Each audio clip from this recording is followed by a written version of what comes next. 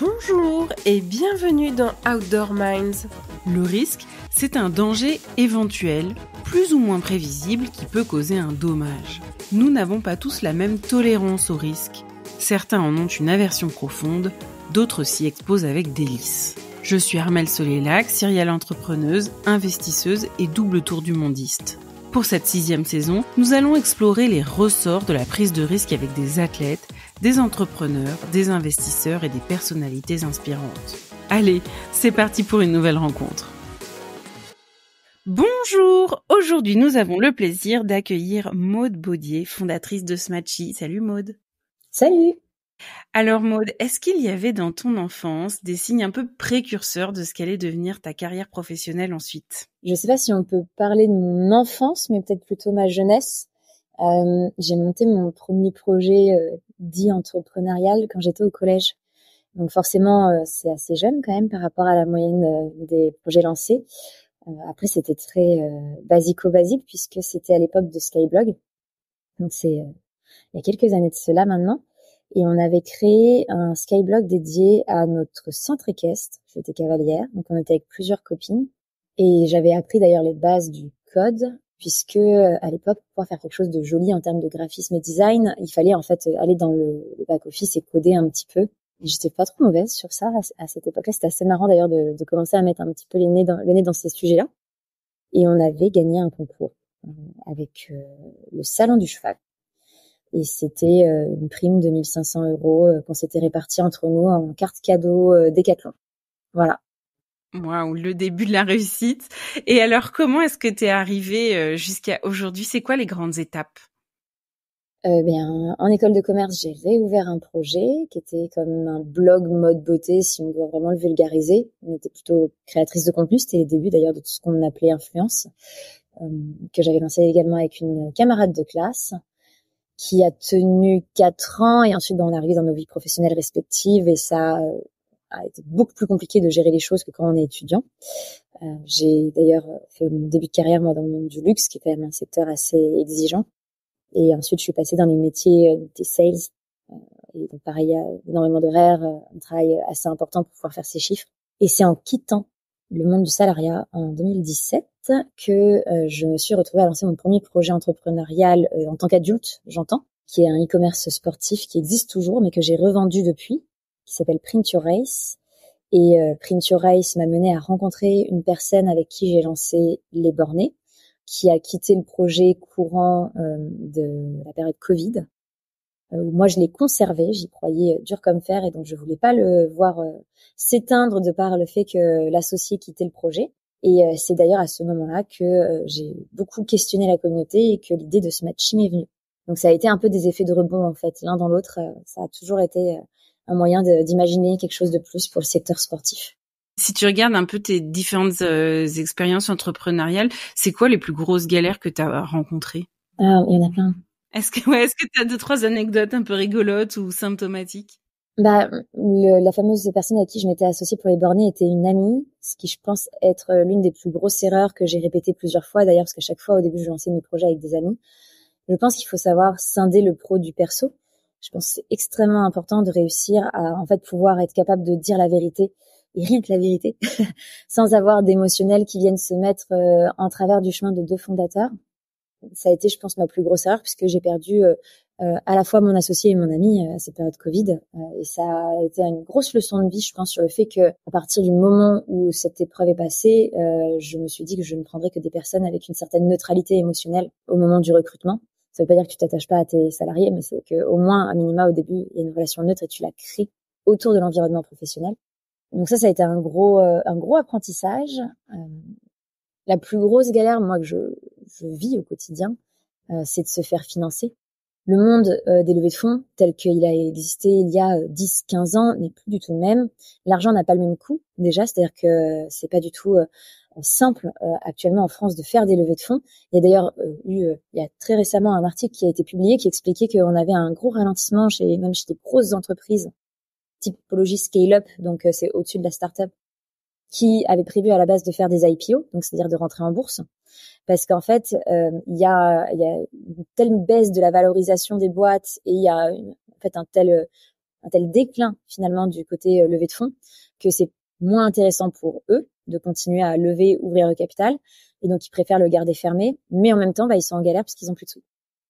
Et c'est un peu ce à quoi moi je me retrouve confrontée, puisque je suis arrivée avec ma première levée de fonds en 2021, donc l'argent coûtait déjà très cher à ce moment-là. Post-Covid, on a eu plutôt d'ailleurs un côté un peu sécuritaire dans tout ce qui se faisait niveau investissement. Déjà que la France n'est pas forcément un pays de capital risque. Contrairement aux États-Unis, on s'est retrouvé à être encore plus ceinture bretelle et avec des exigences qui sont pas du tout des exigences start-up, mais des exigences scale-up.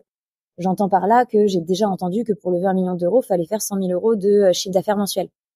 Donc en gros, tu dois faire à l'année ton chiffre d'affaires équivalent à ta levée. C'est pas du tout réaliste. Et ça montre à quel point, en fait, il y a une certaine déconnexion dans l'univers des levées par rapport à la réalité de ce qui est le besoin d'une startup pour pouvoir justement devenir demain une scale-up qui deviendra une licorne. Et je rajouterai à cela que il y a beaucoup d'études qui commencent à sortir pour lever un chouïa le voile sur la réalité de l'entrepreneuriat féminin. Entre autres, avec un super institut qui s'appelle Citoin, qui fait ça justement, qui est un très bel institut pour justement, je sais pas comment expliquer ça, mais plutôt vulgariser, on va dire, ces sujets-là. Et l'analyse est claire, 2% de l'argent va aux femmes, pas plus. Et en moyenne, une femme, quand elle arrive à lever, lève entre 30 et 40% de moins que ses homologues masculins. Donc, c'est-à-dire que tant bien même tu obtiens un oui, c'est un oui modéré par rapport à tes homologues masculins, et il y a plus de non obtenus que de oui. Et ça, c'est une vraie difficulté face à laquelle je me retrouve confrontée parce que j'avais choisi d'être solo founder de par mes expériences passées, et je me suis retrouvée à devoir recruter un homme pour pouvoir appuyer une certaine masculinité dans mon équipe. Alors, j'adore mon CTO, il n'y a pas de problème, mais c'est quand même dommage de se dire que à date, les investisseurs s'arrêtent à ce type de critères, et d'autant plus quand tu es une femme. Et toi, tu l'as senti vraiment la différence. Enfin, est-ce que tu as senti la différence entre le moment où tu avais ton CTO par rapport à avant où tu l'avais pas? Ça fait 3 mois que je l'ai, donc j'ai pas encore relancé. Ah bon, c'est un peu tôt, ouais. Par contre, maintenant que je vois une différence, quand je dis que nous sommes 2 et que c'est un CTO, plus de rendez-vous. Je sais pas encore au niveau du résultat, je pourrais pas dire bah oui, on a une croissance de oui qui est de X%. Ça, j'ai pas encore la data. Mais c'est vrai que je vois la différence et c'est quelque chose qui, je trouve, est assez triste dans notre société parce que si tu décides de t'associer à une autre femme, il y a malheureusement un risque qu'on te mette en objection le fait que bah vous êtes toutes les deux potentiellement des futures mères. Et donc c'est visiblement le point noir de toutes les levées de fonds. Waouh, ça c'est vraiment raide. Est-ce que tu as d'autres galères que tu peux partager par rapport à tes 2 créations d'activités? J'en ai tellement, en fait, c'est en cette année, je pense que j'ai pu en voir quand même sous toutes les coutures. Du manque de sérieux de certains salariés à des problématiques liées potentiellement au recrutement. Ça, c'est des sujets qui sont assez compliqués à gérer parce que là où un gros groupe peut peut-être se permettre de perdre 4 mois dans un recrutement, une start-up peut beaucoup moins se le permettre. Donc, il y a une certaine exigence, en fait, dans le recrutement. Et moi, j'ai eu l'expérience avec une personne parce qu'on était en remote, profiter de la situation pour faire beaucoup de choses personnelles, qui a finalement réussi à être identifiée par son manager. Et quand le manager me l'a remonté, nous avons simplement demandé à ce qu'elle fasse un reporting de ce qu'elle faisait pour qu'on sache à peu près où est-ce qu'elle en était, et a décidé de se mettre en arrêt maladie le soir même du jour où on lui a demandé un reporting. Classique.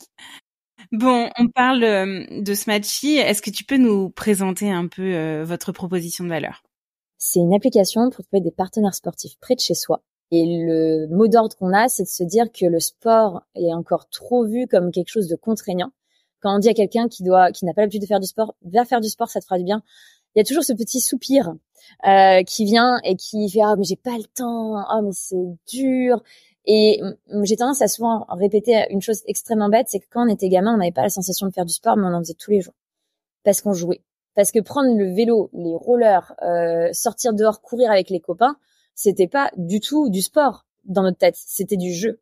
Et donc, j'ai créé l'application autour du fait de rencontrer des personnes avec qui aller transpirer et en remettant en fait ce lien social au cœur de la problématique du fait de bouger. Bouger, ça passe tout autant par le fait d'aller marcher avec des gens, comme de courir, comme de faire du vélo, comme d'aller faire une partie de tennis. Et d'ailleurs, en remettant aussi la notion de jeu, d'amusement dans tout ça, par le lien humain. Depuis que tu as mis en place Smatchy, est-ce que tu sais combien de personnes se sont mises ou remises au sport? C'est pas encore une statistique que j'arrive à obtenir parce qu'on a pour l'instant une version supra-basique de l'application, c'est-à-dire que les gens peuvent déposer un événement, participer à un événement et échanger au sein de chats, soit de groupes, soit d'événements.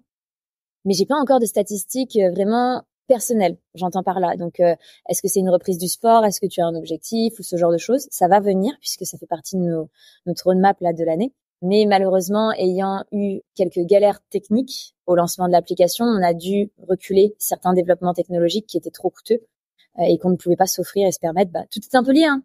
Pas de levée de fonds, plus petit montant, équipe difficile à recruter, manque de sérieux chez certaines personnes. Voilà, tu fais un peu un micmac de tout ça, on se retrouve finalement à avoir une roadmap qui a été décalée. Je comprends tout à fait le besoin de marché auquel tu réponds, mais c'est quoi la genèse finalement de Smatchy? Elle est extrêmement bête et simple. En période Covid, on avait interdiction d'organiser des événements et les Bornés, c'était une communauté autour de la place de la femme dans le sport, entre autres le cyclisme et le triathlon. Sauf que c'est des sports d'extérieur, donc interdiction et incapacité de faire ce qu'on avait l'habitude de faire depuis déjà 2 ans. Et moi, comme j'ai fait des études de marketing, j'ai lancé un survey, donc un questionnaire, pour mieux comprendre qui était ma base de données. De quoi ils avaient envie, de quoi ils avaient besoin, quelles étaient leurs problématiques, toutes ces petites choses qui peuvent parfois être utiles pour créer, innover et inventer. Et la réponse la plus revenue quand je leur demandais pourquoi est-ce que vous faites du sport avec nous, moi je m'attendais à un truc supra-féministe pour mettre les femmes en avant, l'empowerment féminin, etc. Et ben en fait c'était j'aime pas faire du sport seul. Et ça m'a semblé être et c'était une réponse ouverte, c'est-à-dire qu'on les orientait pas. Et c'est ce qui est revenu le plus souvent. Et le fait de trouver un groupe. Enfin, après, c'était dit de façon très différente, mais c'était toujours la même notion de lien social. Et ça m'a semblé tellement bête que je me suis dit, il me manque quelque chose. Et donc, au tout début, on a voulu créer l'application, d'ailleurs, sous le nom Les Bornés. Et en faisant notre étude un peu de marché, on s'est rendu compte que les Bornés étaient trop cyclisme et triathlon dans l'esprit des gens. Et que si on lançait ça, on pourrait pas ouvrir l'escalade, le foot, le tennis, qui sont aussi des sports où les gens aiment bien se rencontrer. Donc, on a lancé Smatchy comme plateforme parallèle à tout ce qu'on faisait déjà. C'est quoi pour toi le risque? Quelle est ta définition? Pour moi, c'est l'opposé de la sécurité. C'est-à-dire que la sécurité, c'est le fait de pas avoir à se soucier, de pouvoir avoir une certaine forme de sérénité finalement dans son quotidien. Le risque vient avec l'opposition de tout ça, c'est-à-dire qu'il y a du stress et il y a une certaine forme d'incertitude. Et c'est quoi pour toi les plus gros risques que tu as pris dans ta vie professionnelle? Le premier, il est financier. Passer d'un CDI stable ou bien rémunéré avec des super primes, parce que quand t'es sales, tu t'en sors bien, tu gagnes plutôt un bon salaire, à une situation où en fait tu es extrêmement précaire et où tu dépends parfois de prestations annexes que tu vas faire. Moi, je donne un cours en école de commerce, par exemple. C'est ce qui me permet de maintenir à flot mon entrepreneuriat, parce que je suis pas payée avec mes projets. Et ça, déjà c'est des heures en plus, c'est du stress, c'est aussi une insécurité parce que c'est des contrats qu'on appelle de vacation, donc tu n'es pas assuré d'être renouvelé l'année d'après. Ça, il y a aucune sécurité de l'emploi. Et c'est, je pense, le principal risque pris par tous les entrepreneurs. Il est financier. Le deuxième, il est humain et social. Tu peux perdre beaucoup d'amis.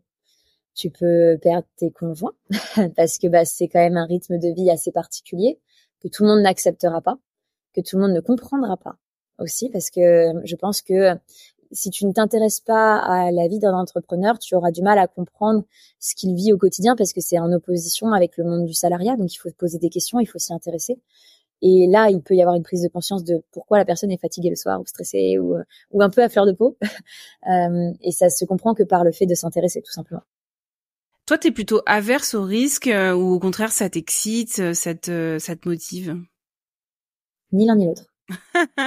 J'ai une relation hyper neutre au risque. En fait, je pense que justement, il faut avoir cette certaine forme de neutralité pour réussir à se préserver. C'est-à-dire que je suis pas contre le risque. Je pense que la plupart des succès viennent avec une prise de risque et d'ailleurs viennent avec des échecs. C'est souvent en se loupant qu'on finit par trouver la bonne solution. C'est rarement du premier coup. C'est d'ailleurs quelque chose que j'essaye d'enseigner à mes étudiants qui sont parfois très averse à la difficulté et pourtant c'est dans la difficulté qu'on trouve les meilleures solutions parfois. C'est dans les moments où t'es à un mois de cracher ta boîte que t'as l'idée du siècle. Donc je pense que ça fait partie malheureusement du jeu en quelque sorte, mais je suis pas non plus addict à ça. Je fais pas partie de ces personnes je marche pas sur le bord de la falaise en me disant peut-être que je tomberai pas. C'est pas du tout ma mentalité. Je garde quand même cette petite distance de sécurité pour me dire que si je suis poussée, je vais pas tomber dans le bord de la falaise, mais en même temps, je suis pas non plus trop loin du bord parce que ça fait partie du jeu, il faut jouer avec. J'aime beaucoup cette image. Comment toi, si tu regardes ton parcours, est-ce que tu perçois des erreurs? Quelle serait pour toi ta plus grosse erreur et surtout, qu'est-ce que tu en retiens? C'est difficile d'en choisir une. Je pense que ma plus grosse erreur par rapport à ce match-ci aura été finalement de ne pas prendre dès le début un associé en tech, ce qui nous a fait perdre beaucoup de temps. Mais je n'avais pas conscience de la difficulté du recrutement en tech, dans le sens où quand tu recrutes en startup, c'est pas un recrutement classique où tu lui offres un salaire, des tickets resto, et donc moi qui était passée par la case chasseuse de tête, je savais déjà que les tech étaient difficiles, mais quand tu leur offrais les bonnes conditions, ils étaient engagés. Et j'avoue que je me suis confrontée à une problématique supplémentaire qui est celle de quand tu es en startup, quand ils se retrouvent sollicités par des boîtes qui va leur offrir finalement un super salaire et aucun risque et tous les avantages sociaux, et que toi tu lui dis non, là, viens prendre le risque avec moi, on est main dans la main et on tente de lancer un truc.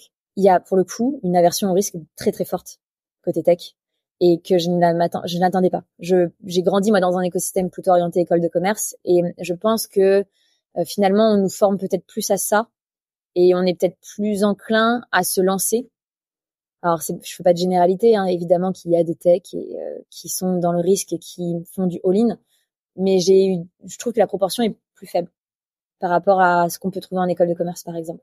Qu'est-ce qui te fait tenir quand c'est difficile? Où est-ce que tu puises ta motivation? Dans plein de choses différentes. Mon entourage, dans un premier temps, qui essayent comme ils peuvent d'être là. Après, c'est sûr que c'est toujours compliqué de pouvoir répondre à 100% du besoin de l'entrepreneur parce que c'est une vie très particulière. Je dirais que dans un deuxième temps, il y a le sport qui m'aide pas mal parce que c'est un exutoire et ça permet de lâcher un peu la pression, même si j'entends pas le sport dans le sens où je vais aller courir comme une tarée à revenir complètement essoufflée parce que tu recrées encore plus de stress et encore plus de fatigue, donc c'est complètement contre-productif. Mais c'est plutôt l'inverse, c'est plutôt le footing extrêmement lent en mode balade en forêt où tu lâches la pression et t'as quelque chose qui vient se débloquer en toi et la petite boule dans le ventre potentiellement elle commence un peu à passer. Donc on est un peu à l'opposé de l'image souvent du côté très perf. C'est même plutôt quelque chose de très chill qui vient contrebalancer avec le côté très stressant de la vie d'entrepreneur. Et je pense que le dernier point, c'est juste de la résilience. Tu sais pourquoi tu fais ça, t'as mis les pieds dedans, ok. Donc c'est pas le moment de lâcher. Et il y a beaucoup de fois où j'ai eu la chance de pouvoir échanger avec des entrepreneurs à succès qui te racontent parfois des moments où la maison est à la limite de l'hypothèque, où le conjoint est à la limite de se barrer, plein de choses comme ça, et où tu te dis waouh, t'as tenu. Et oui, parce que il y croyait. Et c'est un peu à ça ce à quoi je m'accroche en me disant c'est peut-être le dernier pivot qui va permettre le succès. Et à contrario, est-ce que tu as eu des grandes satisfactions, des grands accomplissements dont tu es particulièrement fière? On en a plein parce que heureusement, d'ailleurs, ce serait dommage, sinon je pense qu'on ferait pas ça. Moi, le premier que je vois, c'est le fait d'avoir des personnes qui suivent l'aventure entrepreneuriale que j'ai pu monter et que ça motive à se lancer eux-mêmes parce qu'ils se disent c'est faisable. Et ça, tu te dis ok, c'est que à minima, même si moi j'échoue, j'en aurais peut-être lancé d'autres qui eux n'échoueront pas. Et ça, c'est un peu gratifiant. Ça fait plaisir de se dire que on a un peu un côté où on lance des femmes. Et le deuxième point, moi, que je vois, c'est sur la partie sportive. C'est-à-dire que, alors c'est plutôt avec les bornés, parce que les bornés a plus d'années d'existence que ce matchy. Mais on a créé des couples, on a des bébés les bornés, on a des personnes qui ne croyaient pas du tout en elles et qui maintenant font des Ironman. Voire même font les mondiaux d'Ironman. Et ça, même si on a été qu'à la genèse, parce qu'après ils se sont pris un coach, parce que ils ont fait tout l'écosystème dont ils avaient besoin pour pouvoir performer, on a été à la genèse de ça. Et c'est toujours plaisant de se dire qu'on a pu lancer peut-être des personnes sur leur passion qui maintenant leur prend leur quotidien et les fait s'accomplir d'une certaine façon. Voilà, la classe. Quel est le meilleur conseil qu'on t'ait donné? De prendre du temps pour soi. C'est un marathon, voire même c'est un Ironman d'être entrepreneur. C'est pas un sprint. Et il faut savoir dire non, savoir déconnecter, savoir penser à soi. Et moi, je l'ai mis en place dans mon agenda, c'est-à-dire que maintenant, mon agenda, il est timé. Les réunions sont majoritairement le matin et le midi. Je limite les réunions l'après-midi pour pouvoir avoir du temps pour déjà bosser, parce que sinon c'était tout le temps entre 3 réunions en train d'échanger. On sait tous qu'il y a un moment en fait tu n'es pas du tout performant. Je prends des temps pour aller marcher, même si c'est 10 minutes. Ce petit moment où tu es juste dehors et tu prends l'air. Et d'ailleurs, c'est des moments où tu as énormément de créativité. J'en reviens souvent avec plein d'idées que je note après sur un petit bout de papier parce que je sais qu'il faut pas que je les perde. Et prendre du temps pour ses proches. J'ai mis en place, moi, dans mon quotidien, le fait de, quand mon conjoint arrive, on prend au moins un peu de temps ensemble, même si c'est 10 minutes. Il vient de rentrer du boulot, on prend 10 minutes ensemble, même si je retourne bosser après. C'est pas grave. Il y a cette petite bulle, cette soupape. On essaye de faire notre sport ensemble et de se coordonner justement pour aussi avoir ce moment à deux. Et une fois le dîner passé, le dîner est passé. La porte, elle est fermée du bureau et sauf exception, c'est-à-dire vraiment un truc extrêmement urgent qui nécessite à ce que je retourne travailler, c'est mon moment personnel familial. Et c'est le moment où ils savent que je suis dispo et je suis dispo pleinement, intellectuellement et physiquement. Je suis pas juste présente physiquement. Ce qui est souvent l'erreur des entrepreneurs qui sont là physiquement mais sur leur téléphone ou en train de penser à quelque chose. Et moi, j'essaye d'être pleinement dans le moment, même si ce moment, il dure 1 heure, au moins, je l'ai vécu. Quel conseil est-ce que tu donnerais à quelqu'un qui aimerait se lancer dans l'aventure entrepreneuriale? Je lui demanderais plutôt quelque chose. Je lui demanderais à quel point il croit à son sujet. Est-ce qu'il est prêt à faire all-in? Est-ce qu'il est prêt à devoir vendre un appartement qu'il a acheté il y a quelques années juste pour pouvoir le financer? Est-ce qu'il est prêt à devoir descendre son train de vie pour être à la limite de ce que l'on considère comme décent pour vivre? En fait, j'aurais tendance à lui demander quels sont les sacrifices qu'il ou elle pourrait faire pour son projet. Puisque c'est ça la réalité. On a cette image de l'entrepreneuriat avec le succès, c'est-à-dire avec toutes ces personnes qu'on voit à la télé, multimillionnaires, etc. Toute cette iconographie un petit peu qui a été créée, qui est en effet une des perspectives de succès. Et heureusement qu'il y a ça qui permet de se dire peut-être que je vais réussir à atteindre ce stade. Mais entre-temps, il peut se passer 10 ans de galère. Et est-ce que tu es prêt à prendre ces 10 ans de galère pour avoir après les 20 ans de succès? Et c'est pas pour tout le monde. Tout le monde n'est pas prêt à prendre ce risque-là. Tout le monde n'a pas justement cette relation au risque qui va permettre de pouvoir supporter l'ensemble des difficultés que tu vas avoir. Très très bonne question. Pas toujours facile d'y répondre au début d'ailleurs. C'est plutôt en cours de route qu'on se rend compte vraiment de ce à quoi on est réellement prêt. C'est ça et c'est pas grave d'ailleurs. Oui, tout à fait, tout à fait. Comment est-ce que tu vois les choses pour les 10 prochaines années pour Smatchy? En fait, c'est affreux à dire, mais j'évite de voir les 10 prochaines années. Déjà parce que je pense que ça coupe ta créativité. Il y a un côté dans la startup qui est, je pense, le côté que moi j'apprécie le plus, c'est le fait que justement tu ne te limites pas. Tu peux créer, tu peux innover, tu peux pivoter. C'est tout le concept d'une startup. Sinon, en fait, autant aller dans un grand groupe avec juste un entrepreneurship et ça s'arrête à ça où on te demande une roadmap justement de 10 ans. Par contre, je sais ce que j'ai envie que Smatchy atteigne en termes de résultats. J'ai envie que Smatchy soit présent dans le monde entier en termes de position géographique, c'est-à-dire qu'on puisse télécharger l'application partout, qu'elle soit accessible à minima en anglais, mais dans les marchés les plus puissants, qu'on ait commencé à faire une traduction pour que justement on vulgarise le sport et on le rende accessible. Et surtout, je veux qu'on puisse rendre le sport plus présent dans le quotidien des gens. Mon résultat le plus probant, ça serait de se dire qu'en fait, l'application, elle soit vraiment utilisée de façon hebdomadaire pour aller faire du sport à plusieurs et que ça soit un réflexe de se dire, j'ai pas envie de courir seul ce week-end, je vais sur Smatchy. Le reste, c'est de la décoration. Là, en gros, ce que je suis en train de dire, pour moi, c'est les fondations et les murs de la maison.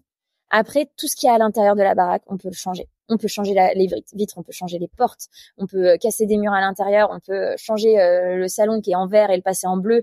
Tout ça, ça se bouge et ça se modifie. Et c'est pour ça qu'en fait, je fais pas une roadmap à 10 ans fixe et définitive parce que justement, j'ai juste les murs. Et à l'intérieur, on va faire en fonction de ce qui se passe, en fonction du marché, en fonction des gens, la déco. Et la déco, elle bougera. Qu'est-ce que tu sais avec une absolue certitude? Qu'on doit absolument remettre le sport au goût du jour et dans le quotidien des personnes pour s'assurer qu'elles restent en bonne santé et qu'elles soient en bonne santé. Puisqu'il y a 95% des Français qui vont avoir un problème de santé lié à la sédentarité. Et ce chiffre, moi, il me fait peur. Il me fait peur parce que, c'est-à-dire que tu regardes 20 de tes amis et sur 20 de tes amis, tu vas en avoir un qui va être en bonne santé et le reste qui auront des problèmes. Et ça, c'est quand même assez inquiétant. Ça m'inquiète pour la jeune génération qui arrive aussi parce que on va avoir des problèmes de santé de plus en plus jeunes et plus tôt. Et je me dis qu'en fait, c'est quelque chose de tellement bête et simple de s'activer, de bouger, de se dépasser avec d'autres personnes que j'ai l'absolue certitude que ça va devenir un sujet d'actualité et ça va devenir un sujet d'état, de santé. Il y a un autre chiffre qui me fait peur, qui est issu de la même étude que tu as citée, et ultra concret pour le coup, parce que 94% c'est du risque, mais en fait, on a quand même 50 000 Français qui meurent tous les ans d'immobilité.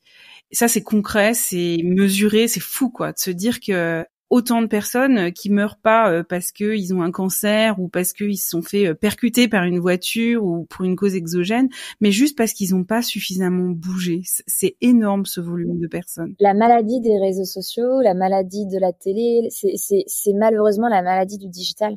Et c'est d'ailleurs le credo de Smatchy, c'est l'application où tu passeras plus de temps à transpirer qu'à scroller. C'est exactement le credo de comment on a créé le projet. Est-ce que tu aurais un conseil de livre à lire? Alors bon, on vient de dire qu'il fallait pas être trop devant la télé ou les écrans, mais ça peut être un film à aller voir avec des amis après avoir fait une session avec Smatchy, ou un documentaire qui peut être vraiment intéressant sur le sujet. Moi, je pense que le livre qui m'a le plus aidé en tant qu'entrepreneur, c'est La 25e heure. C'est un grand classique qui est souvent recommandé, mais parce qu'en fait, il vient te déculpabiliser, j'ai envie de dire, d'apprendre à dire non. Il te déculpabilise d'organiser ton agenda et de ne pas être toujours disponible. Et il vient un peu justement contrecarrer, je trouve, cette pression du digital que l'on a au quotidien, de dire en fait à 23h, si quelqu'un m'appelle, faut que je réponde. Bah non, il est 23h. La personne, sauf parce qu'il y a quelqu'un qui soit en train de mourir, ça peut attendre demain matin. Il y a jamais rien qui soit à ce point urgent que ça vienne sacrifier la demi-heure que tu es censé avoir avec ton conjoint, avec tes enfants, sauf à ce que vraiment il y ait un gros problème.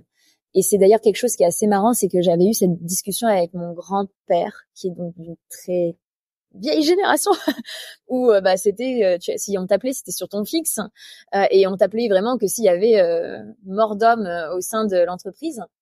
Et j'avais essayé de lui expliquer ce qu'était la pression subie par les jeunes et les moins jeunes, et les jeunes par rapport à lui, du fait du téléphone portable. Et que ton patron pouvait t'écrire sur ton téléphone portable à 23h et que en fait tu le vois parce qu'en fait tu peux pas l'ignorer, c'est sur ton téléphone personnel. Et il comprenait pas, il était mais tu lis pas. Je pense que tu comprends pas le fait qu'à partir du moment où tu sais qu'il est sur ton téléphone, tu vois que tu as reçu un mail, tu vois que tu as reçu un SMS, il y a cette certaine forme en fait de pression, il faut avoir une certaine force mentale de ne pas le regarder. Et que la plupart des gens, en fait, ils vont regarder et que ça va leur rajouter une dose de stress pour le lendemain, etc. Et il avait du mal à comprendre parce qu'en fait, lui, il ne l'a pas du tout vécu. Les rares fois où le téléphone sonnait, c'est vraiment que c'était une urgence qui nécessitait qu'il reprenne sa voiture et qu'il y retourne. Mais c'était tellement exceptionnel que c'était acceptable. Et ça a été très compliqué de lui faire percevoir ça. Et je pense que ça, c'est le mal de notre siècle et de notre génération, c'est cette hyper disponibilité et cette culpabilité qu'on peut ressentir à dire non, je suis pas disponible. Oui, mon téléphone est allumé. Oui, je vois ta notification. Non, je ne la prendrai pas. Ouais, c'est clair qu'il faut avoir une grosse force mentale. Quelle est la question que je t'ai pas posée et que t'aurais aimé que je te pose? Moi, j'aurais tendance à retourner sur le sport. Il y a une question souvent qui est posée et que je trouve extrêmement pertinente, c'est quelle est la différence entre les hommes et les femmes? Et en fait, c'est assez fou de se dire que souvent on imagine que les femmes sont moins capables. Il y a cette imagerie collective qui est nourrie par plusieurs choses, qui est nourrie par le fait que musculairement, en effet, notre masse musculaire est légèrement inférieure à celle des hommes. Alors il y a plein d'études maintenant qui expliquent que c'est lié à la nutrition, à l'évolution en fait de l'espèce humaine en tant que telle, et le fait que les hommes étaient prioritaires sur la viande, etc., etc. Bon, bref, il y a plein de sujets. Mais moi, souvent, ce que j'ai tendance à dire, c'est que on ignore que les femmes sont plus endurantes que les hommes. Les fibres musculaires, l'ensemble du corps féminin est plus endurant et les hommes sont plus explosifs. Alors, c'est encore une fois une généralité, il y a des exceptions dans tout ça. Et donc là où c'est super intéressant, c'est que quand je fais des Ironman ou quand je fais des marathons, souvent, on voit plus d'hommes que de femmes, alors que techniquement, les femmes sont plus naturelles sur ces épreuves que ne le sont les hommes. Et j'ai tendance à dire aux femmes d'arrêter de se sous-estimer parce que leur corps est bien plus puissant qu'elles ne le pensent, bien plus solide qu'elles ne le pensent, et que justement ce qui leur semble parfois infaisable ou impossible est en réalité peut-être même plus facile pour elles de par leur génétique. Ouais, mesdames, rappelons-nous finalement que nous, on met au monde des êtres vivants, ce qui n'est pas le cas des hommes, et il y a une bonne raison pour ça d'ailleurs. Merci beaucoup Maud Baudier, fondatrice de Smatchy, d'avoir été notre invitée aujourd'hui. Voici les 6 points clés à retenir de cet épisode. Le premier, ce sont 2 chiffres clés. 2% des levées sont réalisés par des femmes qui lèvent en moyenne 30 à 40% de moins que les hommes. Deuxième point, c'est qu'il faut savoir scinder les relations pro et perso. Ce n'est pas toujours possible de faire du business avec ses amis. Le troisième point, il faut remettre du ludique dans nos activités physiques et dans nos vies. Le sport n'est pas forcément synonyme de douleur, de souffrance et de solitude.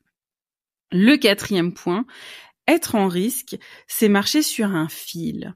Le risque est polyforme, il peut être financier, émotionnel, amical, lié à la santé, etc. Et il faut bien l'évaluer avant de se lancer dans un projet. Le cinquième point, c'est que les amis, le sport et une foi indéfectible en ce qu'elle fait, ce sont ça les 3 clés de la motivation de Maud Baudier. Et enfin, le dernier point, êtes-vous prêt ? Voici la question à vous poser. Jusqu'à quel point est-ce que vous croyez en votre projet ? Jusqu'à quel point vous êtes prêt à aller pour votre projet ? Merci à tous d'avoir écouté Outdoor Minds. Cet épisode vous a plu ? Je vous invite à le partager autour de vous et à me soutenir en mettant une note de 5 étoiles avec un commentaire sympa. Cela m'aidera beaucoup pour faire connaître ce podcast et mettre en lumière tous ces leaders qui le méritent. Vous voulez découvrir de nouvelles personnalités inspirantes ? Alors je vous donne rendez-vous la semaine prochaine. À très vite sur Outdoor Minds.